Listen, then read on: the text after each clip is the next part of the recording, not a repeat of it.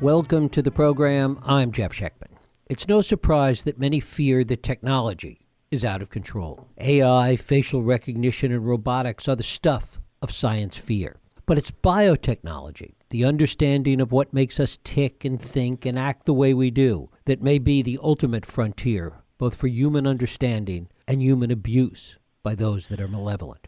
Few understand this better than best-selling novelist Robin Cook. He has used his insights into the future to scare the bejesus out of us in his books like Coma, Cure, and Fever. Now in his latest work, Genesis, he walks us through the cost-benefit analysis of biotechnology, of DNA, and all your simple searches for your ancestry. Robin Cook started his medical career as a general surgeon resident and finished with an ophthalmology residency at Harvard. He's the author of more than 30 international bestsellers and is credited with actually creating and popularizing the medical thriller genre. It all began with his first novel, Coma, which was published 40 years ago, and his most recent bestsellers include Host, Cell, Death Benefit, Cure, and Charlatans. It is once again my pleasure to welcome Robin Cook back to this program to talk about Genesis. Robin, thanks so much for joining us. It's my pleasure. Well, it's great to have you here. In thinking about DNA as kind of a backdrop for this, DNA has been with us so long, and we've been talking about it so long now, it's a little bit like the frog in boiling water. We've come to accept it, and yet we don't really understand the full implications. Talk a little bit about that in the context of Genesis. Well, you're exactly right. People sort of talk about it and yet really don't quite understand a lot of the issues involved. And from the point of view of a doctor, which I think of myself more as a doctor than a writer, I'm a doctor who happens to write, I am really excited about all this DNA stuff because it's ultimately going to completely change medicine and make medicine more, much, much better, because medicine is going to become progressively more personal in the sense that our therapies will be directed to our specific DNA. And to give you an example of that, a lot of times drugs are accepted as being efficacious if they help 5% of the people. But when you think about that, that's 95% don't get helped. So how many people would you really want to take that drug? Whereas in the future, I think that's going to be turned around, and they'll find out with people with this specific DNA, this drug will be 95% effective or something of that sort. So from a medical therapeutic point of view, the DNA, our DNA, is going to be really, really progressively more and more important. So I'm very interested in that regard. But I've also, just like everyone else, I've heard in the background the fact that so many people are excited about genealogical DNA. You get this thing in the mail and you put some saliva in it and you send it off, and then you wait for 3 or 4 weeks and you come back with what they call a kit, and with this kit you can then potentially you can say, well, I think my ethnicity is I'm this much from Ireland, and I'm not so sure that all is all that true. But the other stuff is really true in the sense that it can give you an idea of other people who have done the same thing, because this library is getting progressively large. Somewhere's around 15, 20 million, and it keeps expanding every day. What they can give you is they can give you a list of people who have already sent in their DNA where you have a certain amount of matching.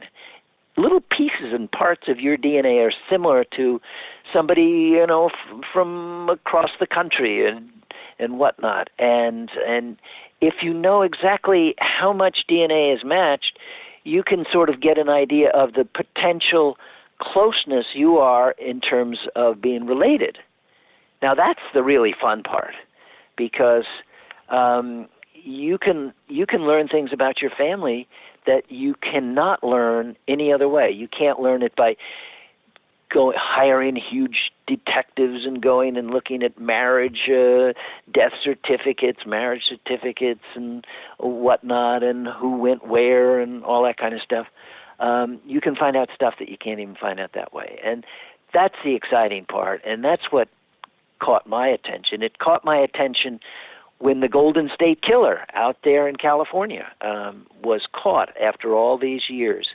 And it was because, as a rapist, he was regularly leaving his DNA, and it finally caught up to him. And that's what caught my attention. And I said to myself, I've got to look into this. I've got to understand this a little bit more and exactly how it works. And is it really that powerful? Is it?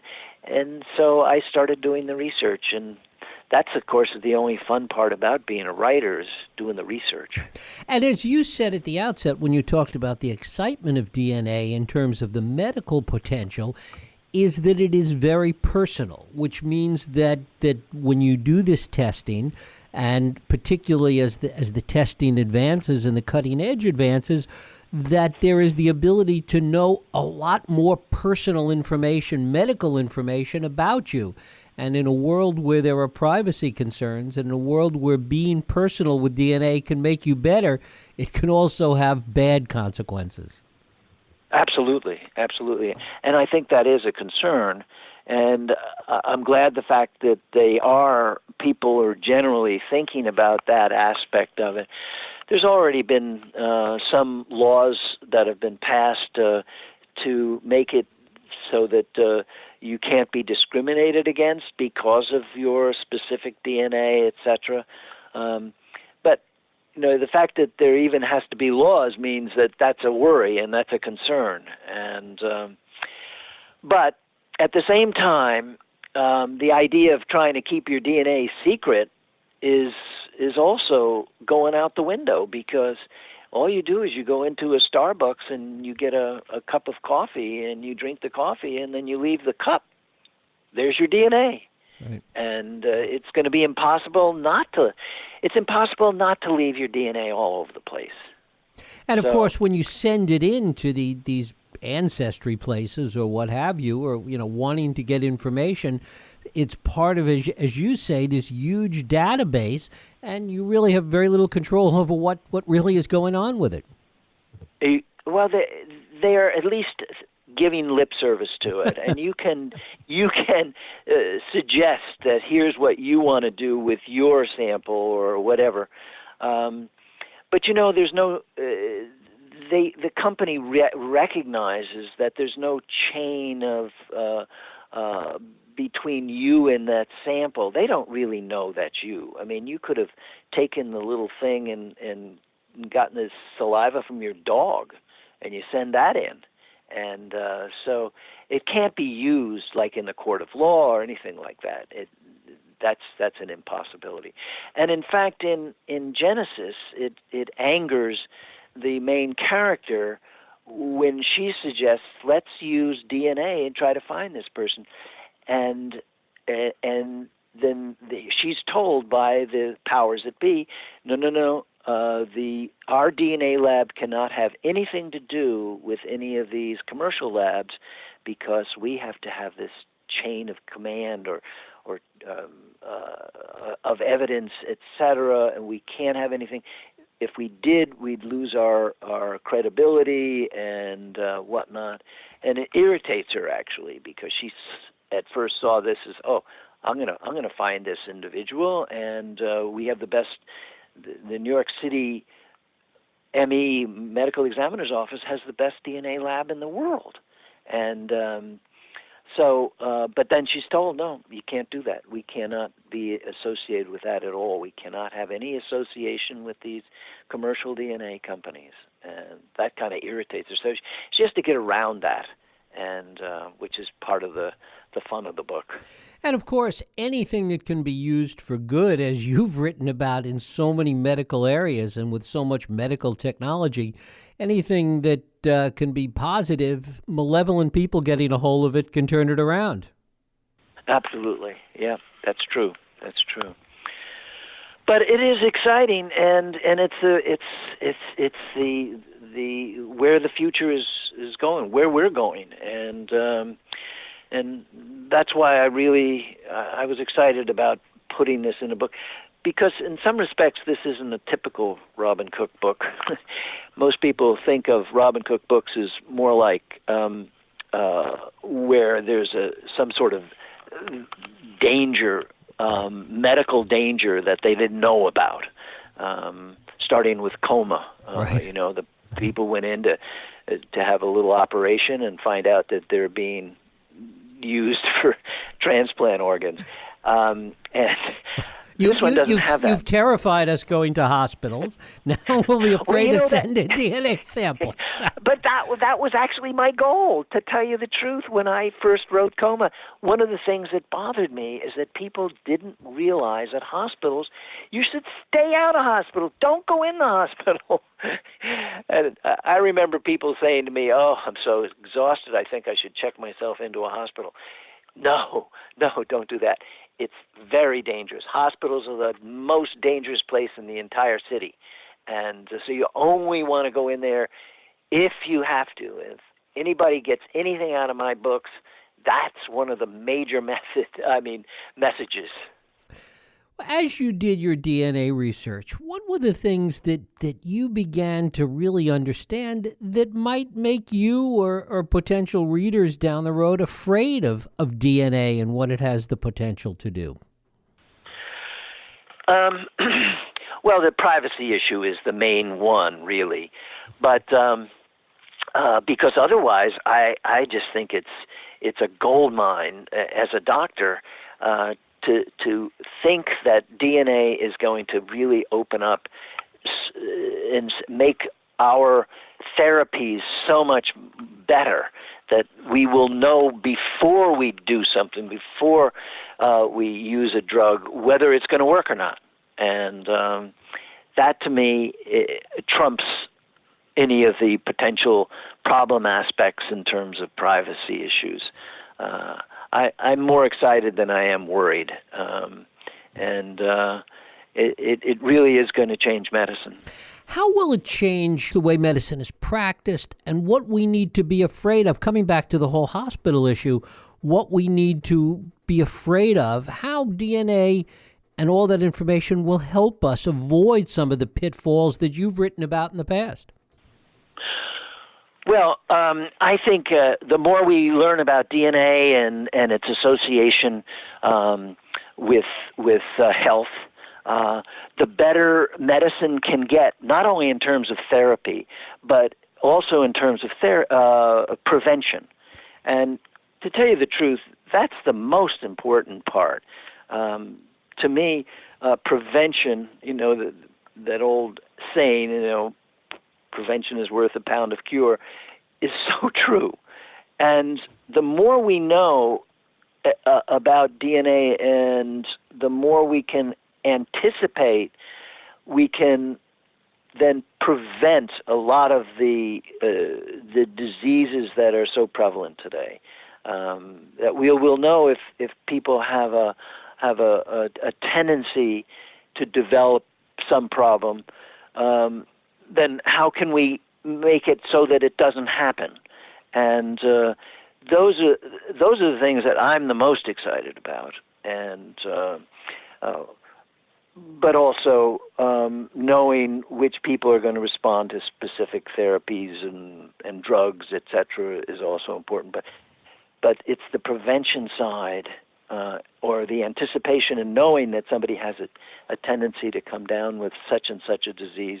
So what can we do? What lifestyle changes can we institute so that doesn't happen? Are the privacy fears that we talked about before, are they justified? Is there a danger that if your DNA information does get into the wrong hands, that it can be used for bad? Well, if anybody reads my novel Marker, is where what was going on is that this nurse was being paid a lot of money to get rid of or kill patients who they knew had DNA that anticipated that they were going to get a major disease, and the insurance company didn't want to pay for it. So let's get rid of them. So there you go. I mean, that it can't get any worse than that. Right. And so, yeah, there are possibilities.